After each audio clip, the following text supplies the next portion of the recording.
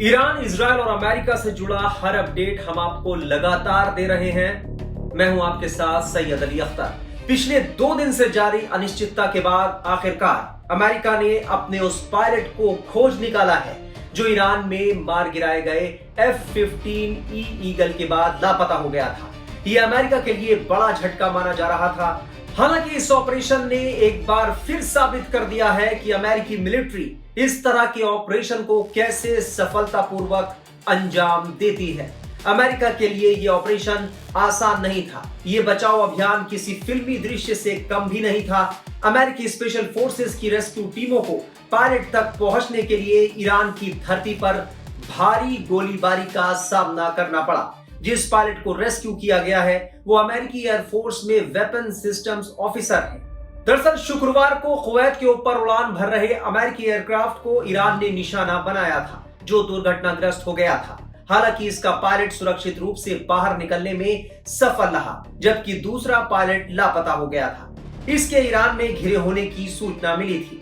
Iran के दक्षिण पश्चिमी क्षेत्र में लापता अमेरिकी पायलट को न सिर्फ अमेरिकी सेना खोज रही थी, बल्कि ईरान के रेवोल्यूशनरी गार्ड IRGC ने पूरे इलाके की घेराबंदी कर बड़े पैमाने पर सर्च ऑपरेशन शुरू कर दिया था। IRGC ने पायलट को खोजने के लिए सैनिकों के साथ साथ स्थानीय लोगों से भी अपील की थी और पायलट को जिंदा पकड़ने पर करीब $60,000 से ज्यादा का इनाम देने की भी बात कही थी। अमेरिकी सेना के सफलतापूर्वक ऑपरेशन के बाद खुद राष्ट्रपति ट्रंप ने अमेरिकी फौज की तारीफ की। डोनाल्ड ट्रंप ने social media platform truth social पर लिखा, यूएस मिलिट्री ने इतिहास की सबसे साहसी खोज और बचाव कार्रवाई में से एक को अंजाम दिया। ये हमारे शानदार क्रू मेंबर ऑफिसर के लिए था जो एक बहुत सम्मानित कर्नल भी हैं। मुझे खुशी है कि अब वो सुरक्षित हैं। ये बहादुर योद्धा ईरान के खतरनाक पहाड़ों में दुश्मनों के बीच फंसा हुआ था।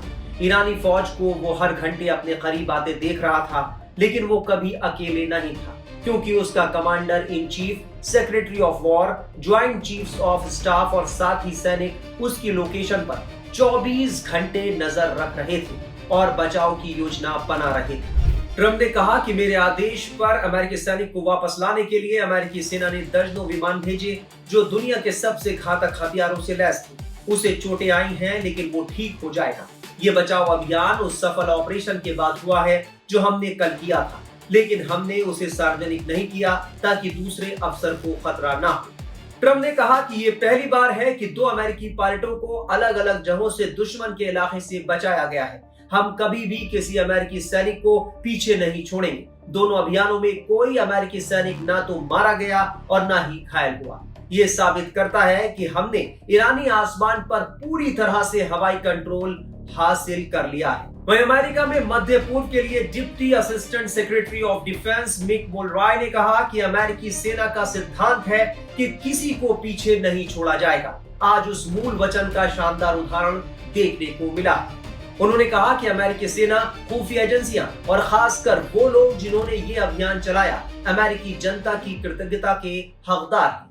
बता दें कि अमेरिकी राष्ट्रपति डोनाल्ड ट्रंप ने ईरान के खिलाफ अपना रुख और कड़ा करते हुए उसे 48 घंटे का अंतिम मौका दिया है। ट्रंप ने साफ चेतावनी दी है कि ईरान के पास समझौता करने या हॉर्मुज को खोलने के लिए अब केवल 2 दिन का वक्त बचा है, नहीं तो उस पर कहर बरपेगा। ट्रंप ने अपने social media platform truth social पर एक पोस्ट के जरिए ईरान को उसके पुराने अल्टीमेटम की याद दिलाई। ट्रंप ने लिखा, याद रखिए, जब मैंने ईरान को समझौता करने या हॉर्मुज स्ट्रेट खोलने के लिए 10 दिन का वक्त दिया था, अब समय तेजी से खत्म हो रहा है। उन पर कहर टूटने में बस 48 घंटे बाकी हैं।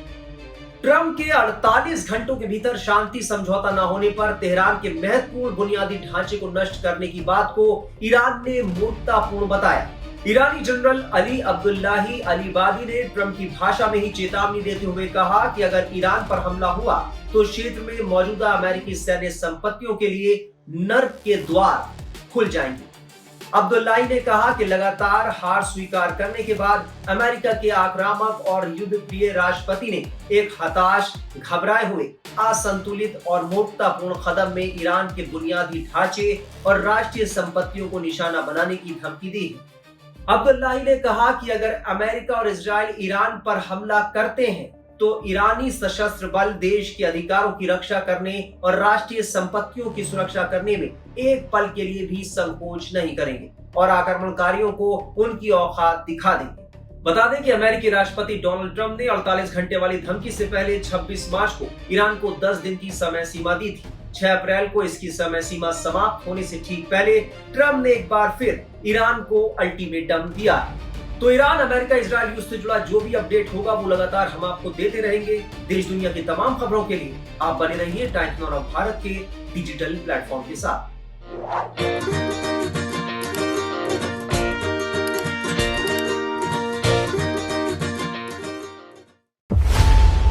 खबरों की रणभूमि में यहां शोर नहीं सोच लड़ती है, जहां शब्द नहीं फैक्ट्स वार करते हैं और हर सवाल खोलता है सच की नई परत।